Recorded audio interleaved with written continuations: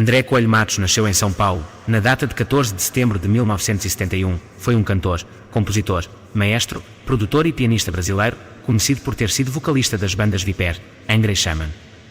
O artista vendeu milhões de cópias durante a sua carreira. Também capitaneou os projetos Virgo e Sinfonia, além de ter feito participações especiais em bandas como a Fantasia e Aina. Desde outubro de 2006, estava em carreira solo. Em seu currículo constam regência orquestral, composição musical, habilitação em canto lírico e habilitação em piano erudito. Foi eleito o 77º melhor cantor brasileiro de todos os tempos pela revista Rolling Stone Brasil. Sobre um dos seus maiores talentos estava a sua habilidade em aprender novas línguas. André Matos falava inglês, francês, italiano, alemão, sueco, espanhol, claro, português e também a japonês, considerando também todos os países pelos quais André Matos e suas bandas têm bases consolidadas de fãs. André saiu do Viper depois do segundo álbum, Theater of Fate, para se dedicar aos estudos na Faculdade de Música e isso mudou completamente o rumo da sua vida. Lá ele conheceu os amigos com quem formaria o Angra, que foi sucesso absoluto, tendo recebido disco de ouro no Japão já com seu primeiro disco, Angel CRY. A confirmação da grandeza e qualidade da banda foi o segundo álbum, Holy Land, que mesclava de maneira muito interessante ritmos brasileiros como tal e também um show realizado na França, em 1998, que contou com a presença do vocalista do Iron Maiden, Bruce Dickinson. Com o Angra, André gravou 3 álbuns de estúdio e consolidou o seu nome no exterior. Mesmo estando no auge, ele deixou o Angra e foi para a Alemanha, onde fez o projeto Virgo, com o guitarrista e produtor alemão Sacha Peit.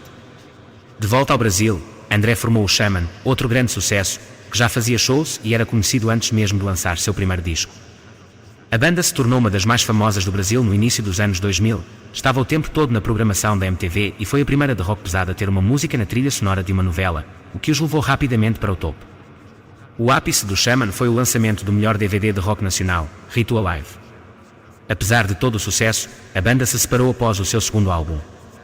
André participou de outros 2 importantes projetos, a ópera rock A Fantasia e o supergrupo Sinfonia. Ele também investiu em sua carreira solo, na qual gravou 3 discos, e passou a atuar em outras áreas, fez musicais e também foi professor de música e canto, sendo sempre acompanhado por um público fiel. A sua identificação com esse público era tão grande que ele falava 7 idiomas para poder interagir com seus fãs no exterior, porque para ele, conversar com as pessoas que admiravam o seu trabalho era muito importante. A paixão pela música começou cedo, especialmente pelo heavy metal, amor compartilhado com os amigos de tempo de escola. Não demorou para André buscar imitar os passos de ídolos como o Iron Maiden. Com apenas 14 anos de idade, o jovem formava a primeira banda e já deixaria uma marca no heavy metal brasileiro. O Viper nasceu em 1985 e não demorou para lançar Soldiers of Sunrise, uma estreia que se tornaria um clássico, com músicos que tinham média de 16 anos de idade. Naquela formação inicial, a banda contava com André Matos, vocal, Pete Passarel, baixo, Felipe Machado, guitarra, Yves Passarel, guitarra e Cássio Audi, bateria. Logo depois, mais tarde substituído por Guilherme Martin. Na faculdade, André Matos ingressou no bacharelado em Regência Orquestral e Composição Musical, que cursou em 2 instituições, a princípio na Faculdade de Artes Santa Marcelina, com uma transferência no último ano para a Faculdade de Artes Alcântara Machado. Foi ainda na primeira instituição que o artista encontrou os parceiros para o próximo projeto musical da carreira, o Angra, banda formada a convite de Rafael Bittencourt ainda em 1991. Quando André Matos tinha 13 anos, sua mãe o levou na primeira edição do Rock in Rio, na noite que se apresentaram Queen e Iron Maiden. E foi naquele momento que André decidiu que queria ser um astro do rock, o que, para ele, era perfeitamente possível, já que tinha um talento nato para a música. No entanto, ele não sabia que isso teria um preço, ser famoso, algo que abominava. Mas isso não impediu que ele se tornasse um dos maiores nomes do rock nacional. Na entrevista, Eco relata que André Matos vivia um momento muito feliz, pois havia feito grandes shows e iria encontrar o filho, que mora no exterior, em julho. Era a coisa que mais o deixava feliz. Os familiares de André Matos também falaram sobre os motivos pelos quais não conseguiram fazer um velório aberto ao público. Segundo eles, a ideia era encontrar um local para que os fãs pudessem se despedir de Matos, mas como tratava-se de um sábado à noite, a imensa maioria das casas já tinha eventos marcados e aí um time de pessoas como produtores, políticos e músicos se mobilizaram para tentar achar um local.